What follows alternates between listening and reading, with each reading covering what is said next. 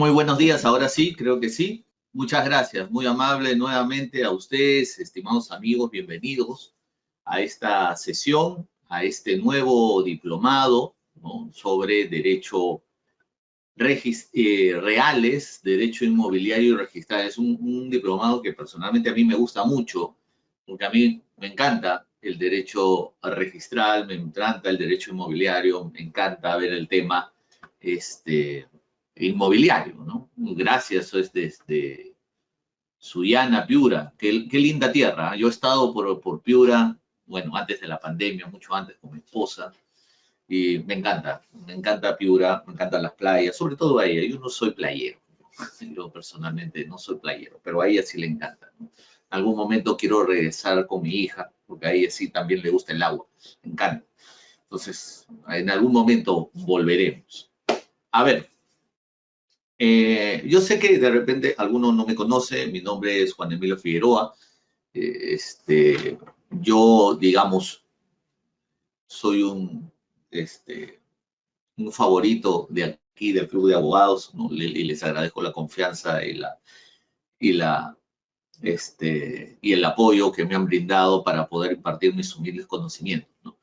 Miren, este diplomado que vamos a desarrollar está estructurado, ¿no?, en sesiones, y yo lo he dividido en tres partes, tres grandes partes.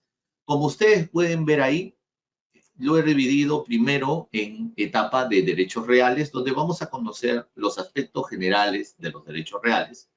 Luego vamos a hablar sobre el derecho inmobiliario, temas de derecho inmobiliario, en lo que sea la propiedad, inmatriculación, ¿no?, temas de derecho en lo que se refiere a derechos reales de garantía, ¿no?, licencias, etcétera, etcétera. Y finalmente hablaremos del derecho notarial y registral en lo que se refiere al tema del registro de predio, procedimiento registral, ¿no? Algunas modificaciones que han habido, vamos a hablar de las modificaciones que han habido sobre los procedimientos registrales a la fecha, ¿no? Hablar sobre el notario y sus funciones de derecho inmobiliario, y también hablar sobre la falsedad documentaria, que es lo que yo he estado actualizando en este diplomado. Y al final hablaremos de la jurisprudencia registral. Todo, no todo, hablando sobre jurisprudencia registral, tanto actual como pasada, ¿no?, para tener una idea de cómo ha ido evolucionando nuestro derecho registral, ¿no? Siempre vamos a estar utilizando el Código Civil. Yo tengo acá mi Código Civil, además tengo también mi librito de bolsillo, que se llama, que es este, ¿no? Este es el librito de bolsillo, si se dan cuenta, ¿no? Chiquitito, ¿no? Es muy buen libro, es del año pasado, ¿no? Y que tiene bastante, es el Código Civil, pero con jurisprudencia, ¿no? Si a alguno le gusta el derecho civil o quiere tener un código similar, lo puede adquirir, es muy bueno. Personalmente a mí me gusta mucho y está actualizado, ¿no?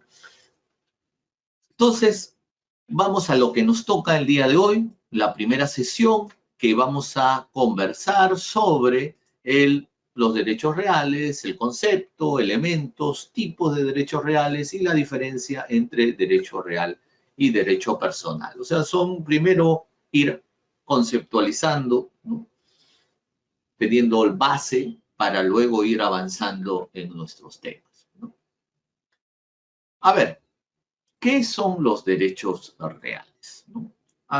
En el tema de derecho real, siempre se toma la base de lo que representa en algún momento, ¿no?,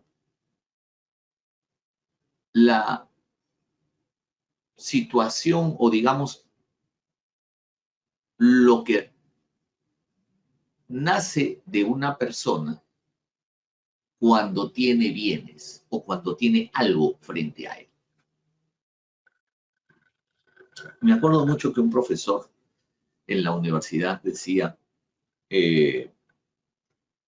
nuestro primer acercamiento al derecho real se da cuando uno es un bebé, cuando es un infante. Y nuestro primer acercamiento al derecho real es cuando un niño agarra y dice, agarra una cosa y dice, mío. Es mío. ¿Cuál es el tema aquí? ¿Cuál es la relación? ¿Por qué este niño pretende decir, o dice, mejor dicho, dice que es mío? Porque lo que está creando es una relación entre él y la cosa. Cuando hable de cosa, me estoy refiriendo a bienes, pero para efectos del derecho real, a fin de generalizar, ¿no? Yo hablo de cosas. Entonces, la relación entre la persona y la cosa es importante para crear el inicio de lo que serían los derechos reales. En este caso, cuando el niño dice, es mío, da a entender una relación entre él y la cosa. Pero no solamente eso, también establece una condición particular que repele a los que no tienen el bien. Por lo tanto, si eso es mío, esta cosa no es tuya. Y por lo tanto, yo tengo derecho a reclamarla si me lo quitan. Digamos, le quiere quitar el juguetito al niño, el niño va a llorar y va a decir, no, mío, mío, mío. No es tuyo, es mío. Los derechos reales, por eso Robert Alexy decía que los derechos reales nacen con A frente a B, ¿no? Y estableciendo también un derecho frente a G. Lo que yo tengo, la relación que tengo con la cosa es totalmente diferente a la relación que tú tienes con esa misma cosa. Y ahí nace un poco el derecho real, basado en una relación casi de pertenencia. Pero esa relación de pertenencia obviamente ha ido evolucionando. Por eso es que en el derecho real se habla mucho de las relaciones jurídicas y se habla de un concepto que es el llamado derecho de propiedad. O sea, cuando el niño dice mío, es porque está generando un derecho de propiedad sobre esta cosa. Gunther González decía que el derecho real es un título de protección jurídica, ¿no? A favor de una persona o sujeto titular que se relaciona con un conjunto de personas indeterminadas. Claro, cuando usted tiene un bien, ese bien se interrelaciona con varias personas, pero esa relación entre varias personas es totalmente diferente a la que yo tengo sobre el bien. Es como que usted le pasara, no sé, un lapicero, su lapicero, y se lo pasara para que lo usen otras personas. Préstame el lapicero, te lo presto. Termina de usar, me lo devuelves.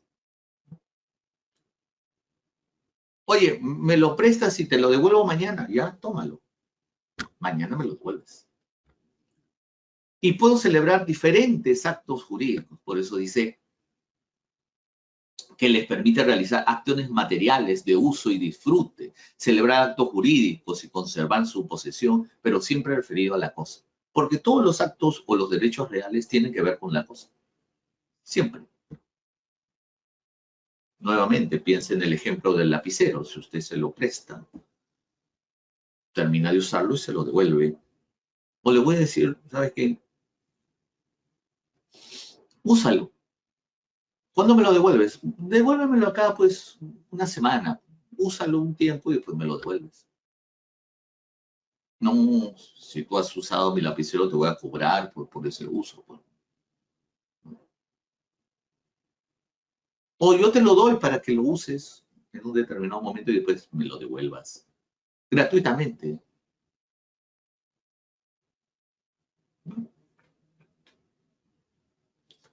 ¿Cómo está clasificado nuestro derecho patrimonial? ¿No?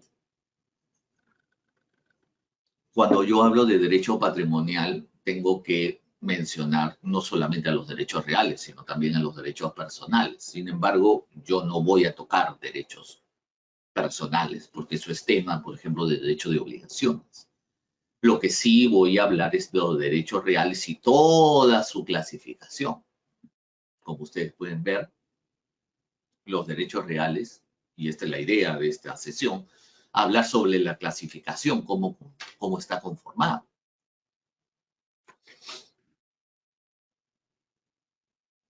Tenemos derechos reales que se dividen entre derechos reales que aplican a la cosa propia o a la cosa ajena, ¿no?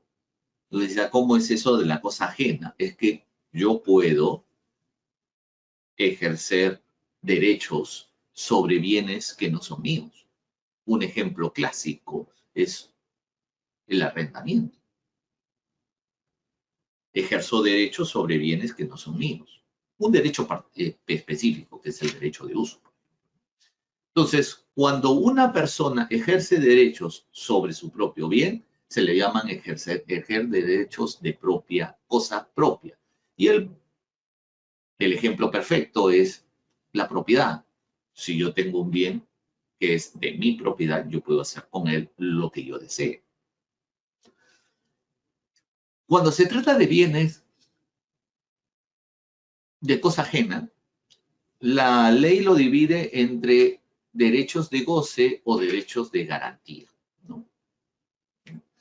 Un ejemplo de derecho de goce es, como repito, la servidumbre, el uso, habitación, el arrendamiento también, la superficie, eso es un derecho de goce. Se utiliza, disfruta. Y por el otro lado están los derechos de garantía, que son principalmente la garantía mobiliaria y la hipoteca, ¿no? Por ahí usted dirá, pero me parece que no he escuchado anticresis. Sí, también la anticresis, ¿no? Pero digamos los más comunes son la garantía mobiliaria y la hipoteca, ¿no? La famosa prenda que se derogó luego de la adopción de la ley de la garantía mobiliaria. Y ahora tenemos derecho de garantía, llamado garantía mobiliaria, ¿no? Que en realidad es lo mismo que la prenda, ¿no? Pero con determinada situación. Y eso lo vamos a revisar cuando veamos derechos reales de garantía, ¿no? Entonces, ¿qué implica o cuáles son las teorías de los derechos reales? En realidad, los derechos reales tienen varias teorías. Nosotros voy a desarrollar muy rápidamente, no es mi idea hacer una clase de teoría de derechos reales, pero sí es conveniente que ustedes sepan cómo nace, porque tenemos estas teorías y también la teoría, o mejor dicho, la posición peruana. La posición peruana toma una decisión o toma una posición basada en algunas de estas teorías, ¿no? ¿Cuál es la primera teoría? La teoría, la clásica. ¿Cuál es la teoría clásica? Donde dice que las cosas, ¿no?, sirven para desarrollar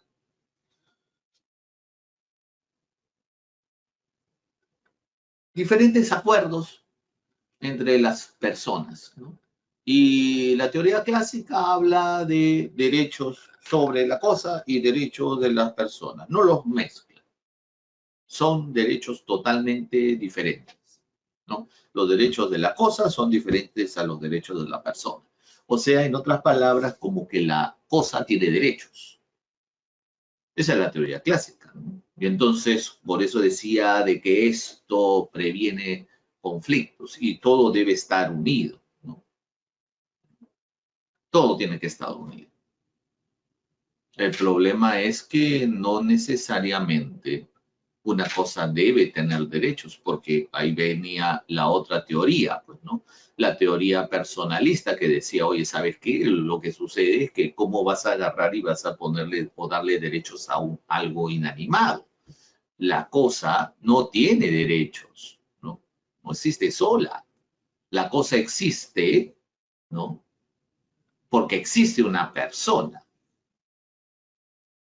porque existe. La teoría, ¿no?, clásica decía, no, la cosa existe por sí misma y tiene derecho por sí misma. Y la teoría personalista decía, no, aquí la cosa no existe sola. La cosa existe siempre y cuando hay una persona. Si no hay persona, no existe la cosa. Y eso también no era, pues, no es una solución, ¿no? Basado en ese criterio, entonces, cualquier bien que no tiene al costado a alguien, no es de nadie. Y eso no es así, ¿no?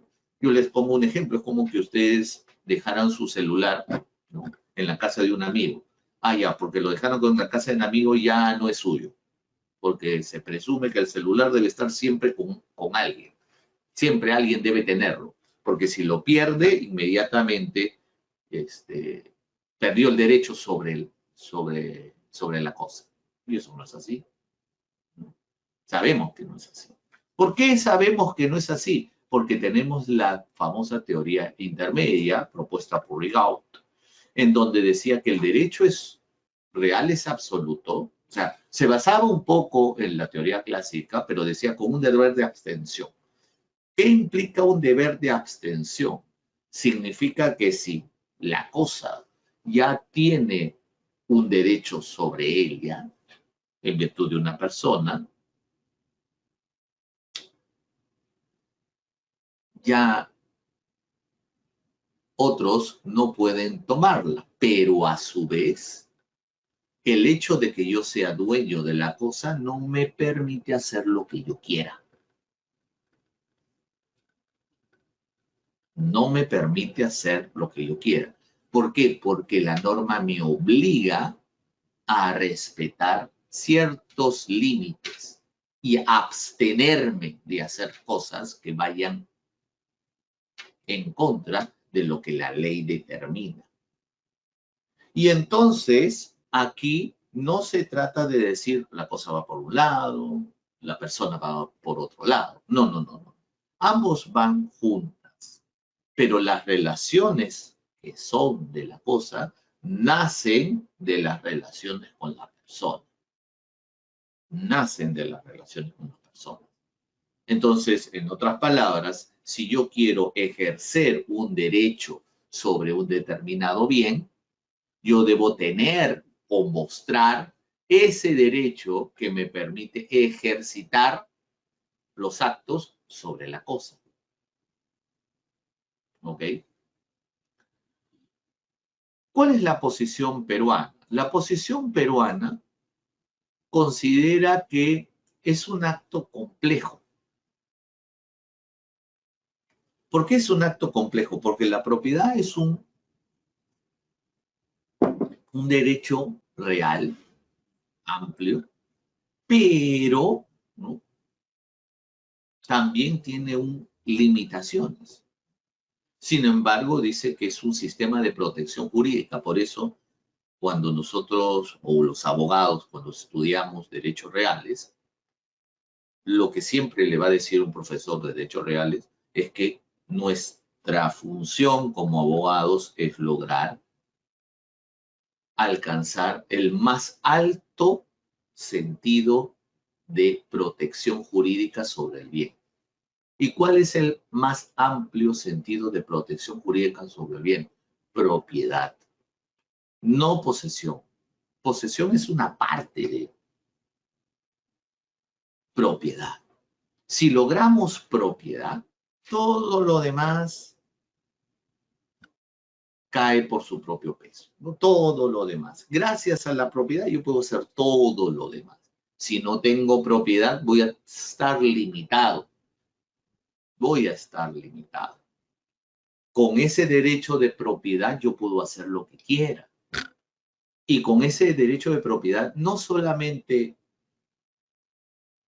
las personas respetan o permiten considerarme a mí como titular, sino al mismo tiempo el Estado también me permite preservar mi derecho y hacer que todos los demás respeten las relaciones que yo tengo sobre la cosa, ¿no?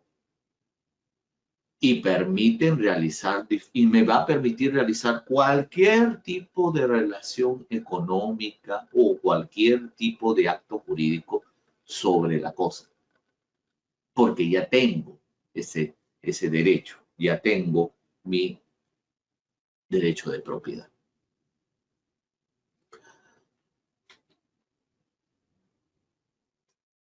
¿Cuáles son los elementos de los derechos reales? Los elementos de los derechos reales son, obviamente, la persona, ¿no?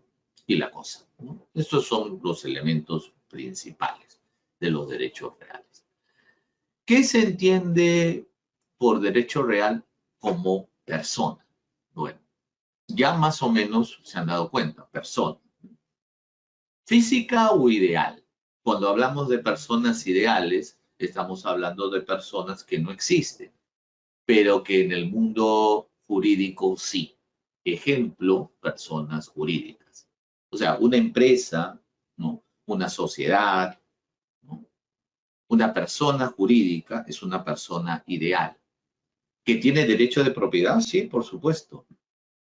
Así como una persona física tiene derechos de propiedad, las personas ideales también tienen derechos de propiedad.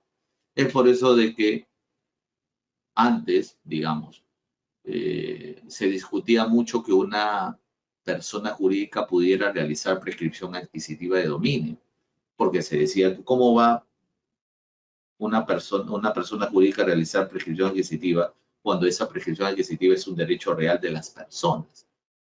Y luego se zanjó la discusión cuando hubo una resolución de la Corte Suprema en donde estableció que las personas jurídicas también pueden prescribir. Si pueden ejercitar derecho de propiedad, ¿por qué no pueden prescribir? Entonces, eso representa los derechos, ¿no? De la persona. Pero no solamente es un tema de persona como titular del derecho, sino también es un derecho de abstención por parte de las propias personas. Cuando yo les decía, ¿no? Y hablábamos sobre este niño con su juguete o con algo que tuviera y dice, es mío, en ese momento está creando dos cosas. Una, mi derecho sobre ese juguete mío, pero también está creando otro, que es todos no pueden tener lo que es mío y todos se obligan a respetar mi derecho de propiedad sobre este juguete. Por lo tanto, todo el mundo sabe que lo que no es de usted es porque pertenece a otro. Y de ahí viene, por ejemplo, ¿no? Cuando hablábamos y le decía, ¿no? Imaginemos un ejemplo, ¿no? Usted deja su celular en la casa de su amigo, ¿no? Deja el celular en la casa de su amigo. Su amigo sabe muy bien que ese celular no es suyo, es de usted, por más que usted no está presente. Y sabe muy bien que no puede utilizarlo, no puede considerarlo suyo porque no le corresponde. Ese es el deber de abstención. Ese es el deber de abstención, que es una obligación natural. Es por eso de que ustedes, si ustedes tienen hijos, ¿no? Y le están enseñando, siempre le enseñan, mira, hijito, no agarres eso porque no es tuyo. De repente se encuentran algo en la calle y le dicen, mamá, mira esto. No, eso no es tuyo. O cuando van a la casa de alguien y su hijito o su hijita quiere agarrarlo, no se agarra porque eso no es tuyo. Tú tienes tus cosas, estas son cosas de otra persona. Ojo que no solamente es el tema del respeto de las personas, sino también es el Estado, ¿no? Quien nos obliga a respetarlo a través de normas donde nos indica qué puede hacer una persona sobre los bienes y qué otra no. ¿Ya? Es por eso de que existen normas, digamos, que regulan pues, la usurpación de bienes o normas que regulan cómo se ejerce la propiedad, ¿no?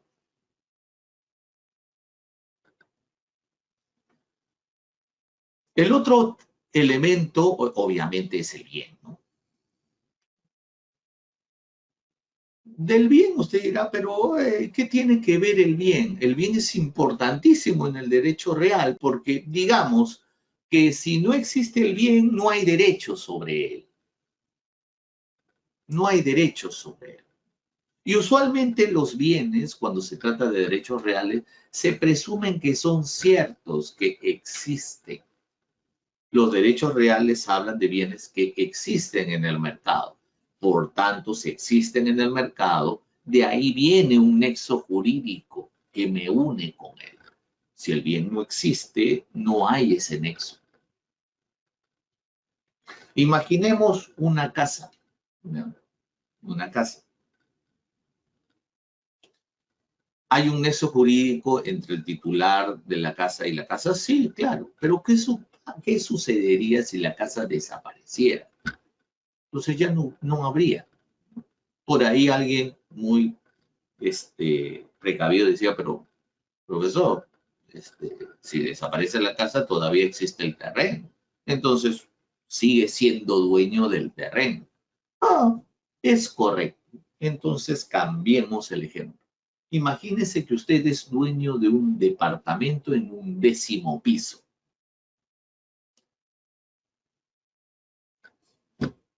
Hay un terremoto, un desastre, y el edificio se cae, se destruye. ¿De qué es dueño? De un departamento del 10º piso, pero no hay departamento, no hay edificio. No hay. Por ahí también podría decir, no, pero es que yo soy dueño de la parte proporcional del terreno que corresponde a mi departamento. Ah, eso es cierto, pero esa parte proporcional no es el departamento. No es el departamento. Si alguno vive en un edificio, me da la razón. Mire su reglamento interno o cuando vea, ¿no?, cuánto de porcentaje de terreno le corresponde a su departamento en relación al bien matriz, y va a ser que un 2%, un 3%.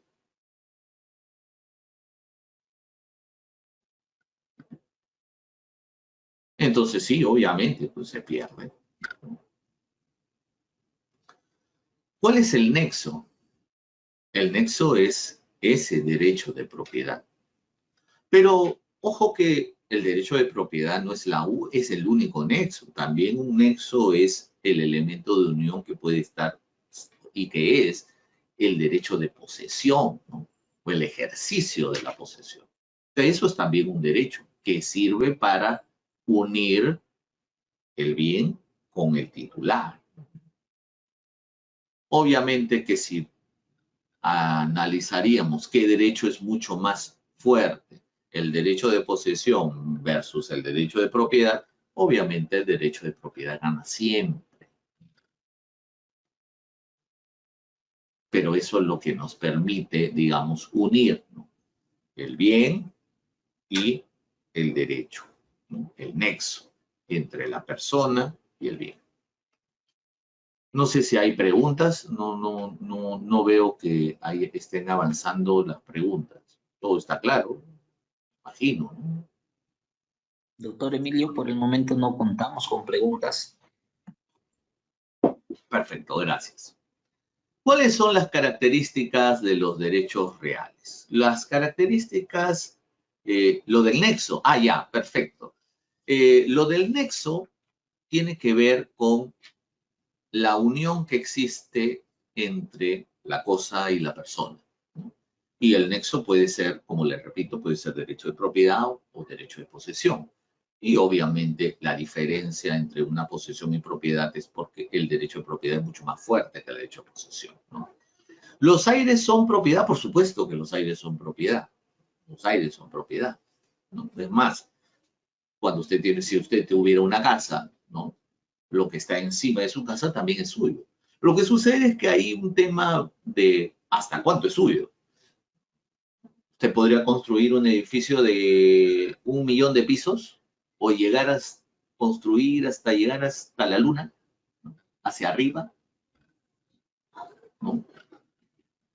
Ahí vienen, por eso viene, y adelantando un poquito, ¿no? Por eso es que existen en el Perú normas que regulan hasta cuándo se puede construir. Hay algunos distritos que te dicen construye hasta el 4º piso y hay otros que te dicen construye hasta 20 pisos, ¿no? ¿Cuáles son las características de los derechos reales? En primer lugar, la característica es la inmediatividad. ¿Qué implica la inmediatividad?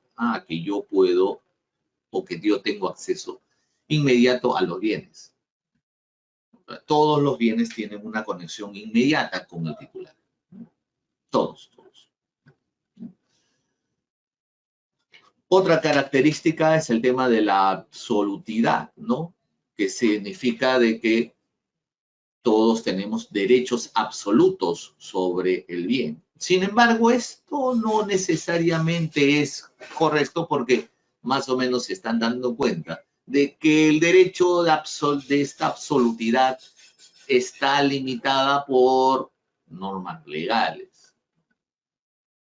Por ejemplo, la expropiación, eso limita, ¿no? Y por eso con el derecho de propiedad. Pero, digamos, son unas restricciones muy específicas, muy precisas. Por lo tanto, lo que busca el derecho real es que usted puede hacer lo que quiera sobre el bien, ¿no? Por eso se le entiende esta condición de absolutidad. Después, el derecho de persecución. ¿Qué implica el derecho de persecución? Que yo puedo perseguir el inmueble y recuperarlo de quien sea. Ese es el derecho de persecución. Por eso, si se me pierde un bien, yo puedo perseguirlo y recuperarlo. Y es más, la ley me asigna, ¿no?, opciones para yo poder hacerlo. Otro derecho es la preferencia. Pero en el tema del derecho de preferencia tiene que ver cuando se habla de derechos reales. En derechos reales existe el derecho de preferencia. Pero también en derechos reales de garantía, sobre todo, ¿no? Por ejemplo, las hipotecas. Pero eso no es tan cierto, porque también existen derechos reales que lo que buscan es preferir un derecho de adquisición sobre otro. De ahí vamos a hablar un poco del derecho de adquisición preferente o prioritaria, como quieran llamar. Finalmente está la posibilidad de abandono que no significa, y en algún momento yo conversaba, ¿no? La posibilidad de abandono no significa que si yo pierdo un bien, ya deja de ser mío. No. O si lo dejo solo, ya deja de ser mío. Imaginamos, ¿ya? Imaginemos. ¿Qué pasa si yo tengo un inmueble, pero yo decido irme de viaje? Me voy de viaje. ¿Podría decirse que lo abandoné? Podría decirse que lo he abandonado. Me he ido de viaje. De repente me voy de viaje 10 años. ¿Podría entenderse que he abandonado el inmueble? Después de 10 años regreso y lo vuelvo a encontrar. Y lo vuelvo a evitar. Y me vuelvo a ir de viaje. Y lo vuelvo a dejar 10 años. Solamente he estado, no sé, 3 días en el inmueble. Y después me volví a ir de viaje otros 10 años. ¿Eso significa que lo he abandonado? No. No se puede entender el abandono como un acto de pérdida de derecho de propiedad. Es por eso de que alguna vez me hicieron la consulta, doctor, mire, yo sé que hay un terreno ahí que no es de nadie. Entonces, como no es de nadie, lo voy a ocupar y lo voy a prescribir. ¿Por qué a nadie le importa? El hecho de que no haya nadie no significa que usted puede usurparlo y quedarse. ¿Qué pasa si regresa? Tiene todo el derecho de decir, oye, pero, de recuperarlo. Oiga, pero usted nunca estuvo acá. ¿Y eso qué importa? Si yo agarro el bien, lo dejo, lo abandono, ese es mi derecho de propiedad. Yo puedo hacer lo que quiera con mi derecho de propiedad. Si yo quiero, lo vendo, lo hipoteco. Si quiero, lo destruyo. Si quiero, lo abandono. Y si quiero, lo recupero.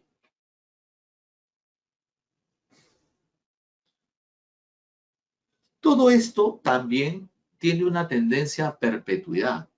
Sí, tiene una tendencia a perpetuidad. Tendencia no significa que sea perpetuo, porque si fuera perpetuo, entonces nunca hablaríamos de la prescripción adquisitiva de dominio, porque si mi derecho es perpetuo, así lo deje abandonado o no, nunca alguien podría tomarlo, ¿no? La idea es que tienda a ser perpetuo, pero en realidad los derechos reales no son por naturaleza perpetuos, porque caducan. ¿Por qué? Porque la naturaleza humana es finita, termina. Es por eso de que cuando una persona, digamos, fallece teniendo bienes y no tiene herederos, ¿qué pasa con este bien?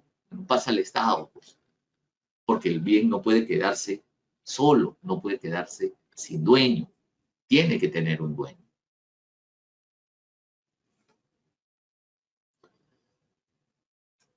¿Cómo es la clasificación de los derechos reales?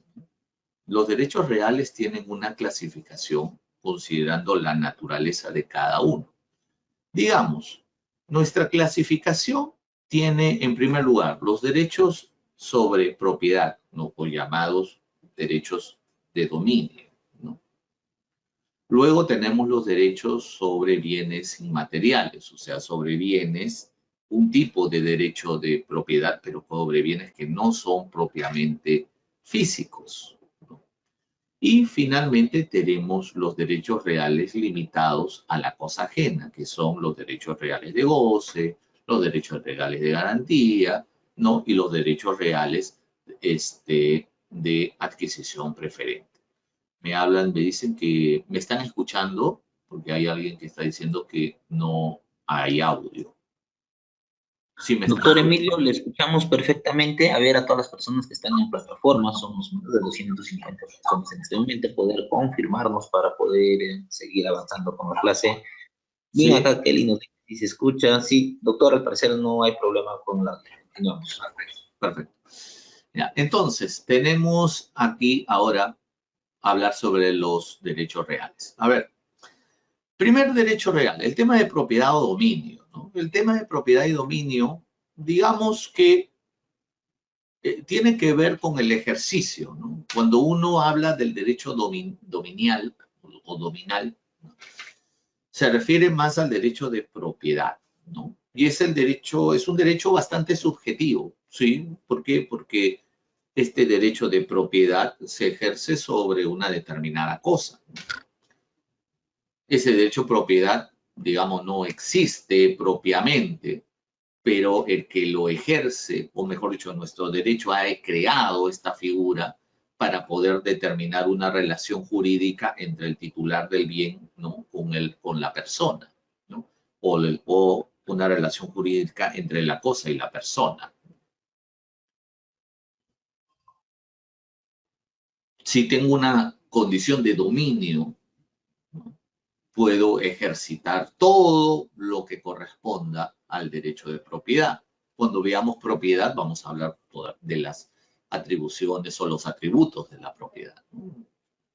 Pero, digamos, cuando hablamos de propiedad y dominio, es exactamente lo mismo. El ejercicio de mi capacidad de poder hacer todo lo que yo quiera sobre la cosa. Este es mi derecho, que es el derecho más amplio que existe.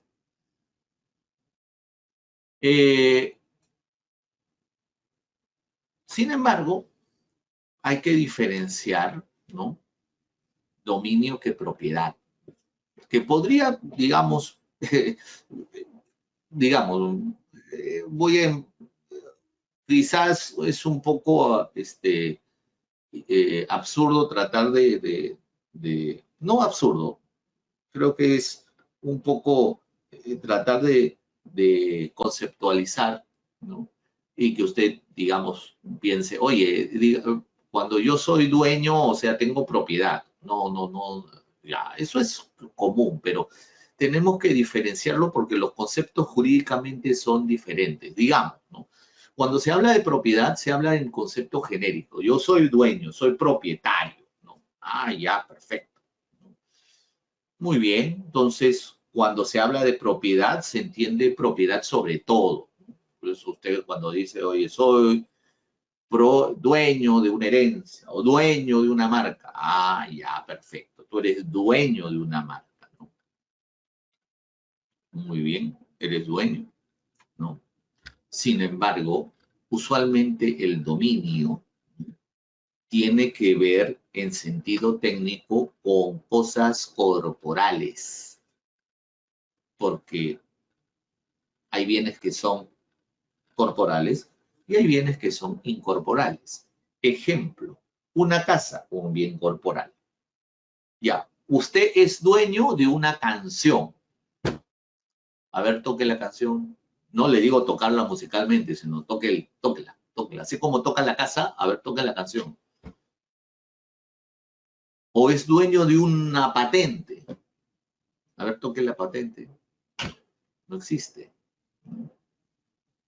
Entonces, no se puede hablar de dominio sobre cosas que no son incorporales. Se entiende dominio cuando se trata de cosas corporales, o sea, de cosas ciertas. Por eso usted domina una casa, domina un auto, domina un caballo, que por si acaso, discúlpenme, o un perrito, que por si acaso, discúlpenme, pero los perritos, los gatitos o los animalitos, para el derecho son cosas, ¿ya? No son bienes, son cosas. ¿Ya? No, pero doctor, yo sé que los perritos y los gatitos tienen derechos. Tendrán derechos, pero son cosas. Es una cosa, es una situación rara, ¿no? Que una cosa tenga derechos. Pero bueno, eso es otro tema. ¿Ya?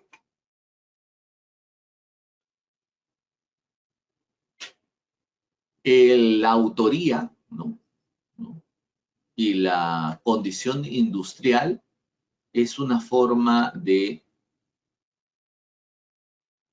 establecer propiedad sobre bienes materiales. O sea, no hablamos de propiedad, realmente, se habla de autoría.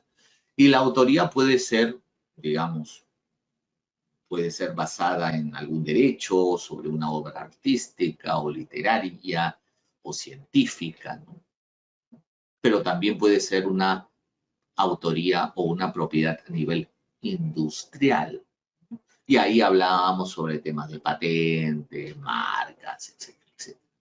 Logos, nombres comerciales. Entonces ahí es por eso que cuando usted, si usted hace un trámite ante Indecopi, no se habla de derecho de propiedad, no. Se habla de derechos de autor, ¿no? De autoría. Que eso en realidad genera propiedad, sí, genera propiedad, porque se le reconoce al autor un derecho sobre esta obra o este software o este modelo de utilidad o esta patente o este lema o esta marca. Y no solamente eso, sino que a su vez el Estado protege ante el mal uso o el abuso o la explotación, ¿no? De estos derechos que le corresponden a una determinada persona y a otras no.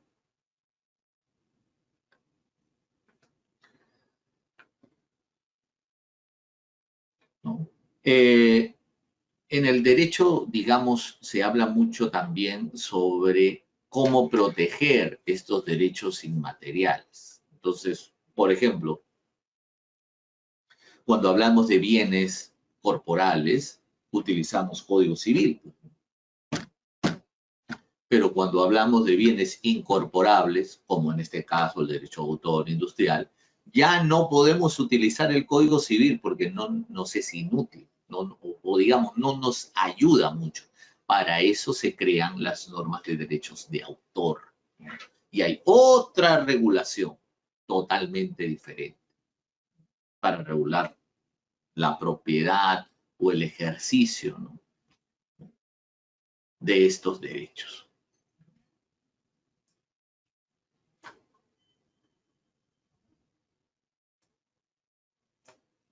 Finalmente están los derechos de cosa ajena, ¿no? Los derechos de cosa ajena, que ya más o menos les había explicado, ¿no? Los derechos de cosa ajena son actos en los cuales las personas utilizan bienes que no son suyos o disfrutan de bienes que no son suyos o que no gozan del derecho de propiedad.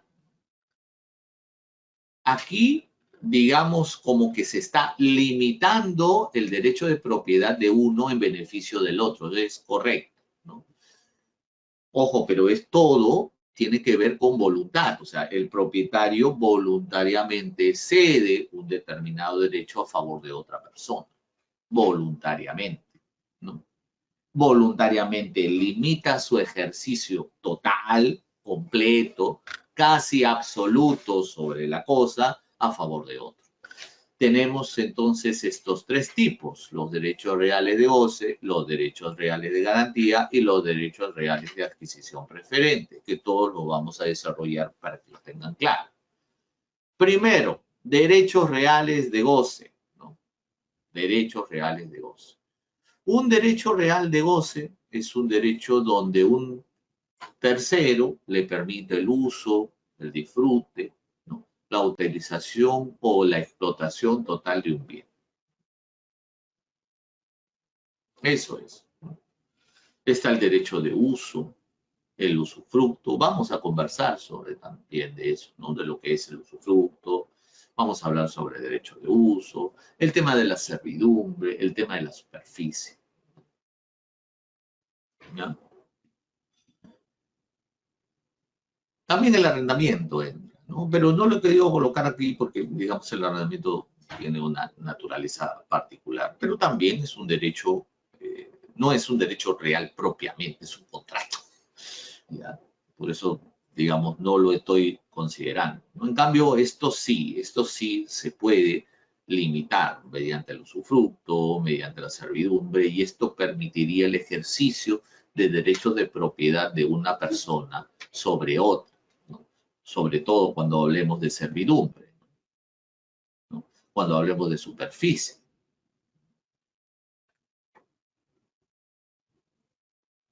¿Cuál es el otro tipo de derecho real, ¿no? Es el derecho real de garantía. El derecho de garantía. ¿Y para qué se utiliza? Los derechos reales de garantía son derechos que, digamos, sirven o colaboran o, digamos, permiten a otra persona, ¿no?, poder garantizar el cumplimiento de obligaciones, ¿no?, o también poderse financiar, ¿no? O sea, cuando uno habla de hipoteca, siempre piensa, ah, bueno, hipoteca es para garantizar una deuda. No, no necesariamente es, o para comprar un inmueble, para garantizar propiedad. No, usualmente las hipotecas se crean para garantizar deudas. O sea, yo puedo tener mi inmueble y yo lo hipoteco para tener para tener dinero, financiarme, ¿no? Y mi bien garantiza el cumplimiento de una deuda.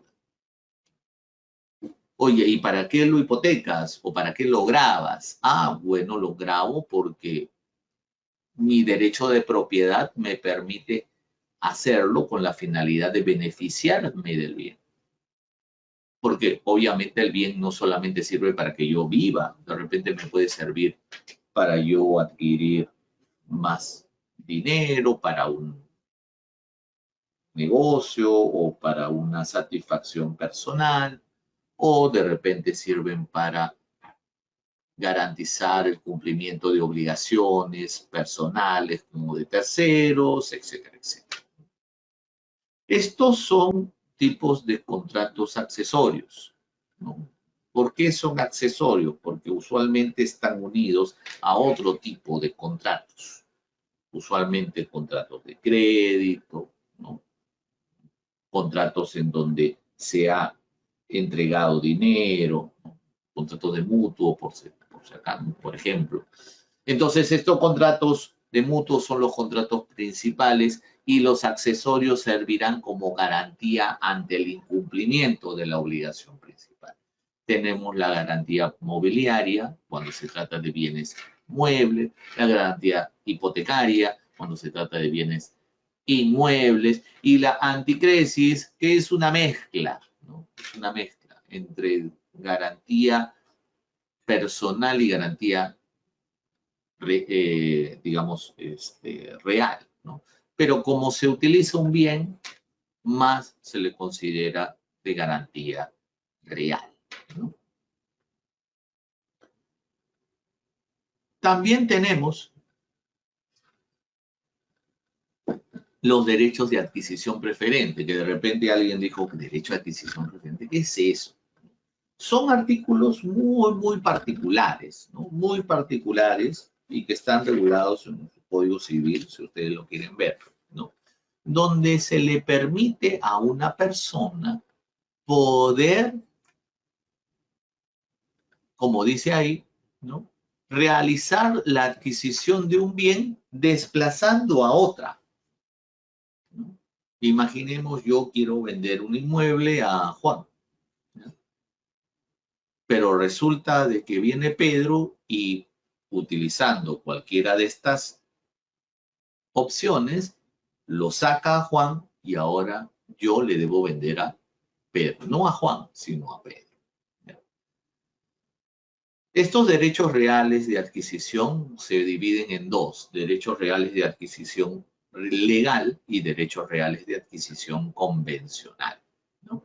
¿Cuándo es uno, cuándo es otro? Veamos. Artículo 989 del Código Civil. Acá tengo mi código. 989. ¿Qué dice? Preferencia de copropietario.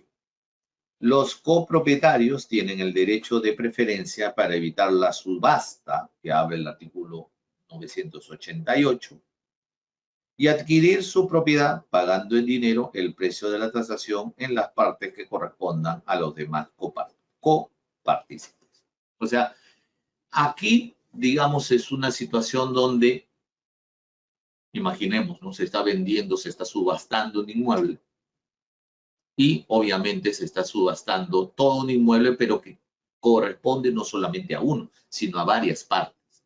Si se vende todo a una sola persona, de repente este copropietario dueño pierde su derecho de propiedad y donde vive, digamos, y no quiere perder ese derecho o no quiere perder el bien en donde vive, en donde habita. Entonces, oye, mira, antes que lo compre el otro, yo puedo adquirir la propiedad y te pago lo que corresponde. Te lo pago. Algo similar es el derecho de retracto, que está en el artículo 1592. ¿Qué dice el artículo 1592? Vamos para allá. Derecho de retracto. El derecho de retracto es el que la ley otorga a determinadas personas para subrogarse en el lugar del comprador y en todas las estipulaciones del contrato de compra-venta. El retrayente deberá reembolsar al adquiriente el precio y los tributos y gastos pagados por este y en su caso los intereses pactados, ¿no? ¿Cómo funciona este derecho de retracto?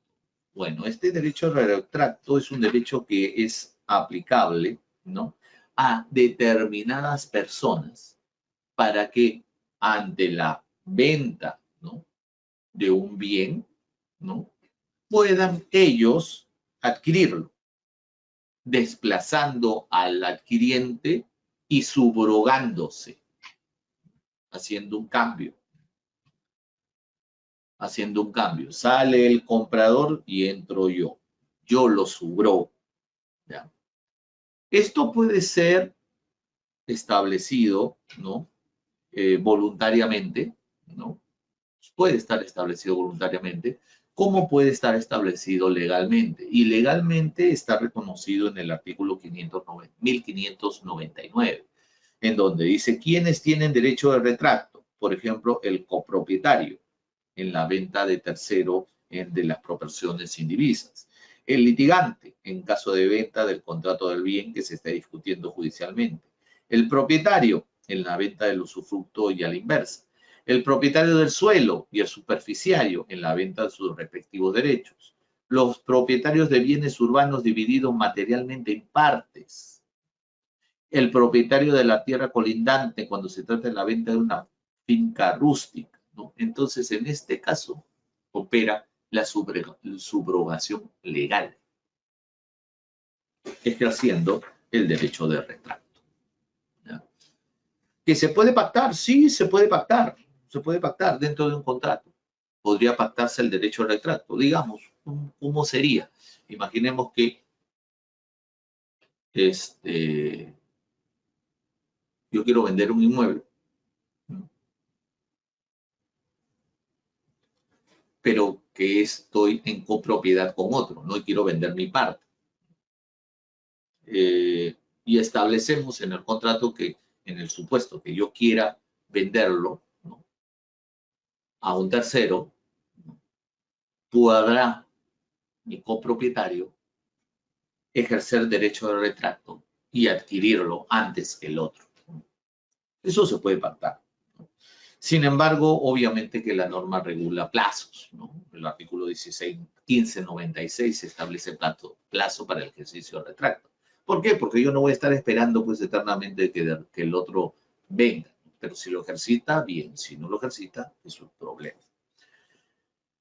Otro derecho real de adquisición preferente es el derecho de opción, que está en el artículo 1419. ¿Qué dice el artículo 1419? Dice, en el contrato de opción, que esto es un contrato preparatorio, una de las partes queda vinculada a su declaración de celebrar en el futuro un contrato definitivo y la otra tiene el derecho exclusivo de celebrarlo o no.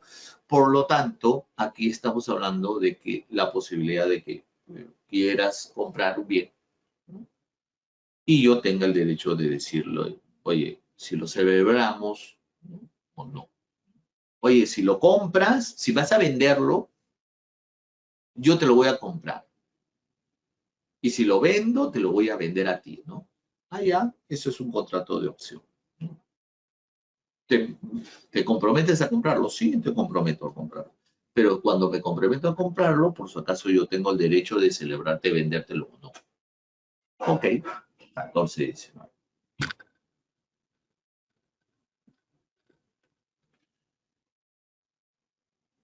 ¿Cuál es la diferencia entre un derecho real y un derecho personal? Que esto es básico para entenderlo uno y los otros, ¿no? ¿Por qué? Porque los derechos personales y los derechos reales varían dependiendo la naturaleza de cada tipo, ¿no?, de cada tipo de persona. Digamos, ¿no?, un derecho sobre la cosa, ya hemos conversado, es una relación jurídica que existe entre una persona y una cosa. Entonces, los derechos reales funcionan así, como una relación jurídica que existe entre una persona y una cosa. Sin embargo, los derechos personales, no tienen que ver con cosas. Entonces, oye, no es lo mismo un derecho real que un derecho personal. Y ahí es donde, cuando hablamos de derechos, por ejemplo, ¿no?, en el Código Civil, ¿no?, nuestro Código Civil está bien ordenado, ¿no? Si usted revisa su Código Civil, que se va al índice, ¿no?, lo tengo aquí, Vamos a revisar su índice. Usted primero, cuando ingresa al Código Civil, usted dirá, oye, ¿qué se ve primero en el Código Civil? Ah, bueno, en el Código Civil primero se ve derechos reales, que es el libro quinto. Luego derechos de obligaciones, que es el libro sexto. Y luego derechos, fuentes de las obligaciones, que es el libro séptimo, que tiene que ver con todos los contratos. Ahí el Código Civil te está diciendo, una cosa son los derechos reales y otros los derechos personales. ¿Dónde están los derechos personales? En las fuentes, en las obligaciones. En las obligaciones. Entonces, no es lo mismo.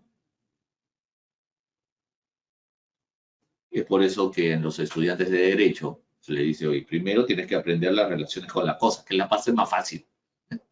Más fácil, porque siempre vamos a hablar de la cosa y la relación entre la persona y la cosa. ¿Ya? Cuando hablamos de derechos y obligaciones, ahí la cosa cambia, ¿no? Porque ahí tenemos que hablar de las relaciones entre personas donde no necesariamente hay algo tangible o alguna cosa. Alguna vez estamos hablando de derechos, ¿no? ¿Qué derecho podría ser? Oye, puedo celebrar un acuerdo para que tú me compongas una canción. ¿Dónde está la cosa? No existe. Oye, celebro un contrato contigo para que me hagas un software de contabilidad. ¿Dónde está la cosa? No, es el software, pues, está en el CD. Sí, pues, pero el CD es solamente la manifestación física del software. El software en realidad no existe. El software está en el sistema. Es una base de datos, es un algoritmo. Y el algoritmo yo no lo toco.